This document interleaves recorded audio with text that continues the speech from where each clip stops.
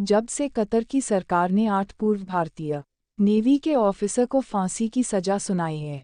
तब से भारत सरकार इन 8 एक्स नेवी के ऑफिसर को बचाने का भरपूर प्रयास कर रही है। यहाँ तक कि भारत ने कतर से तेल इंपोर्ट को बंद करने की बात को भी कह दिया है। इसीलिए भारत के ऑयल मिनिस्टर लगातार अपने ही सीमाओं में तेल और गैस के भंडार को खोजने में लगे हुए थे और अब उनकी यह मेहनत सफल होती हुई दिखाई दे रही है, क्योंकि भारत ने अपने 4 बड़े कच्चे तेल के कुओं पर काम करना शुरू कर दिया और बताया गया है कि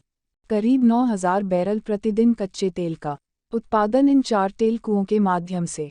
किया जाएगा। साल 2021 से रुकी हुई इस परियोजना को फिर से भारत रीस्टार्ट करेगा, और ऐसा इसलिए क्योंकि लगातार ओपेक और ओपेक प्लस कंट्रीज मीटिंग्स पर मीटिंग्स कर रहे हैं और कुछ बड़े फैसले आने बाकी हैं, जिसमें यह डिसाइड किया जाएगा कि कई देश जो दुनिया के सबसे बड़े तेल उत्पादक हैं, इसके अलावा बड़े निर्यातक भी हैं, वह अपने ऑयल प्रोडक्शन कट और बंद करने वाले हैं, यानी कि सीधा असर ऑयल मार्केट के ऊपर पड़ने वाला है, और खासकर उन देशों को जिसमें भारत भी शामिल है। इन देशों पर बड़ा असर पड़ेगा, क्योंकि भारत अपनी तेल ज़रूरतों का करीब 85% हिस्सा अलग अलग देशों से आयात करके पूरा करता है। लेकिन भारत में शुरू होने वाला यह तेल उत्पादन भारत के आयात में काफ़ी बड़ी कटौती करने वाला है। पूरी डेवलपमेंट क्या है, इस वीडियो में समझते हैं। भारत जिस तरह से कतर को गैस और तेल के घमंड का सबक सिखाने वाला है, इसके लिए वीडियो को एक लाइक जरूर करें। साथ ही और भी ऐसी ही नॉलेजेबल वीडियो पाने के लिए चैनल को सब्सक्राइब जरूर करें। मेन खबर को जानने से पहले कुछ बातों का जानना जरूरी है, जिससे आप इस पूरी खबर को आसानी से समझ जाएंगे। दोस्तों, कल ही ऑर्गेनाइजेशन ऑफ इस्लामिक कोऑपरेशन की इम्पोर्टेंट मीटिंग कराई गई है, जहां पर इजराइल फिलिस्तीन के बीच में जो कॉन्फ्लिक्ट शुरू हुआ है, इसे किसी तरीके से कंट्रोल करने के लिए अब भारत भी कई इम्पोर्टेंट डिसीजन ले सकता है, जिससे इजराइल के ऊपर प्रेशर क्रिएट किया जा सके, और इसमें ऑयल प्रोडक्शन कट करना और ऑयल मार्केट को फ्लक्चुएट कराना सबसे बड़ा फैस माना जा रहा है। और सही मायने में देखा जाए तो इन देशों के पास इन चीज़ों को कंट्रोल करने के लिए और कोई भी रास्ता नहीं है। और बात रही भारत के इस समय सबसे बड़े ऑयल पार्टनर यानी कि रशिया की, तो रशिया का झुकाव भी काफ़ी हद तक फिलिस्तीन की तरफ था, जबकि इजराइल का सपोर्ट यूनाइटेड स्टेट कर रहा था। यूनाइटेड स्टेट और रशिया के बीच में किस तरीके का टकराव है, यह आप सभी अच्छे तरीके से जानते हैं। लेकिन कॉन्फ्लिक्ट किसी भी देश के बीच हो, उसका नुकसान भारत को हो सकता है, क्योंकि हमारी इकोनॉमी का काफ़ी बड़ा हिस्सा ऑयल पर ही डिपेंडेंट है। दोस्तों, जहां इसकी मेन खबर यह है कि भारत की दिग्गज कंपनी ओएनजीसी अपने प्रोजेक्ट को रीस्टार्ट कर रही है, जो कि करीब $5 बिलियन का है, और यह एक डीप वाटर प्रोजेक्ट है, जहां पर ओएनजीसी कृष्णा गोदावरी बेसिन यानी कि बे ऑफ बंगाल के अंदर अपने इस ऑयल प्रोजेक्ट शुरू करने जा रही है, जहां पर ओएनजीसी की रिपोर्ट के मुताबिक इस एरिया के अंदर 3 से 4 तेल कुएं हैं, और यहीं पर ओएनजीसी अपने इस प्रोजेक्ट को रीस्टार्ट कर रही है। साथ ही यहां से करीब 8,000 से 9,000 बैरल प्रतिदिन कच्चे तेल का प्रोडक्शन किया जाएगा। लेकिन जिस एरिया में ओएनजीसी अपने काम को शुरू कर रही है, इससे पहले वाटर एरिया, जहां पर बहुत ज़्यादा रिस्क लेकर के कंपनीज काम करती हैं, और इसीलिए ओएनजीसी का कहना है कि हम वह गलतियां नहीं दोहराने वाले हैं जो कि रिलायंस वन के साथ में पार्टनरशिप कर रखी है, जिनके पास ऑयल को प्रोड्यूस करने का काफ़ी ज़्यादा एक्सपीरियंस है। साथ ही ओएनजीसी ने एक और कंपनी के साथ में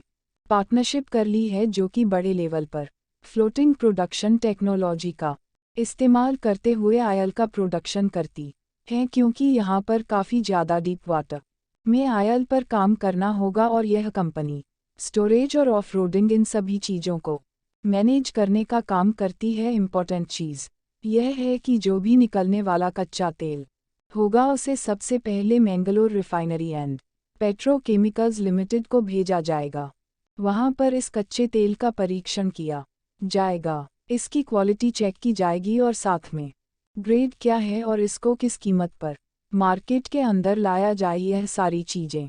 वहीं से डिसाइड की जाएगी। और यह भी बताया जा रहा है कि इस प्रोजेक्ट के ऊपर साल 221 में ही काम शुरू होना था, लेकिन कुछ रीजन की वजह से काम शुरू नहीं हो पाया है। और फाइनली जिस तरीके से मार्केट फ्लक्चुएट कर रहा है, जल्द से जल्द भारत को अपने सभी काम रीस्टार्ट करने पड़ रहे हैं। अपने गैस के भंडार पर घमंड दिखाने वाले कतर को शायद पता नहीं कि जब इन देशों को कच्चे तेल और गैस की पहचान भी नहीं थी, यह देश कच्चे तेल को कीचड़ समझ करके इग्नोर कर देते थे। उसके कई साल पहले से ही भारत ने बायोगैस के ऊपर काम करना शुरू कर दिया था। दरअसल बात कुछ ऐसी है कि साल 18,590 को बनाने का काम शुरू किया था और यह बायोगैस डाइजेस्टर अभी के मुंबई और उस समय के कहे जाने वाले बॉम्बे में सेटअप किया गया था। लेकिन उस समय बायोगैस इंडस्ट्री उतनी ज़्यादा सक्सेसफुल नहीं हो पाई, क्योंकि भारत के अंदर इंडस्ट्रियलाइजेशन के बाद अलग अलग विदेशी कंपनियां आई और उन्होंने ज़्यादातर पेट्रोल और डीजल को ही भारत में प्रमोट किया। लेकिन अब एनर्जी सेक्टर में खुद को 360 डिग्री रोटेट किया है और समय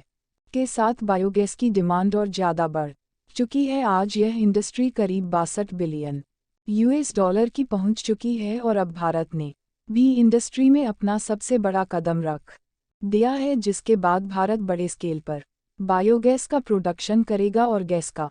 प्रोडक्शन इतना ज़्यादा होगा कि जितना हम इंपोर्ट कराते हैं उससे डबल कैपेसिटी के साथ भारत के अंदर प्रोडक्शन चालू होगा। दोस्तों, जैसा कि हम आपको बता चुके हैं कि कतर ने अपनी गैस सप्लाई के लिए काफ़ी बड़ा और लॉन्ग टर्म एग्रीमेंट चाइना के साथ में फाइनलाइज कर लिया है, जिसमें कतर चाइना को अगले 27 सालों तक गैस की सप्लाई करने वाला है। और अगर इस पूरे सिनेरियो में कतर भारत को एक्सपोर्ट या लैंड गैस को रोक भी देता है तो भारत के लिए दिक्कत नहीं होगी। भारत किसी और देश यानी कि रशिया, यूएई, सऊदी अरेबिया या फिर वेनेजुएला से भी गैस खरीद सकता है। लेकिन हमारे हिसाब से भारत के लिए यह अल्टीमेट सॉल्यूशन नहीं होगा, क्योंकि जो हरकत आज कतर ने की, आगे चलकर कोई और देश भारत के साथ इस तरीके की हरकतें कर सकता है, जहां पर ऑल ओवर भारत का टारगेट यह है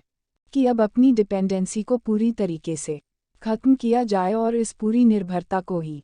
खत्म करने के लिए आज भारत ने बड़ा फैसला लिया है, जहां पर कतर, पाकिस्तान और चीन जैसे देशों के साथ में अगले 25 सालों के लिए डील को फाइनलाइज कर रहा है। वहीं भारत में अगले 10 सालों को टारगेट बनाया है कि हमारे जो भी गैस इंपोर्ट है उनको पूरी तरीके से रिड्यूस कर दिया जाएगा और सिर्फ 15 पर इंपोर्ट भारत के अंदर बचने वाले हैं। लेकिन दोस्तों, आपको क्या लगता है कि कतर इससे भारतीय नेवी के ऑफिसर को फांसी की सजा का फैसला बदलने वाला है या नहीं? अपनी राय कमेंट में ज़रूर बताएं। इस वीडियो को यहीं पर ख़त्म करते हैं। इस वीडियो को एक लाइक ज़रूर करें और अपने दोस्तों तक इस वीडियो को शेयर करें ताकि उन्हें भी जानकारी मिल सके। इसी तरह और भी नॉलेजेबल वीडियो देखने के लिए अपने भरोसेमंद चैनल को सब्सक्राइब करके बेल नोटिफिकेशन को ऑल पर जरूर रखें। वीडियो को अंत तक देखने के लिए धन्यवाद।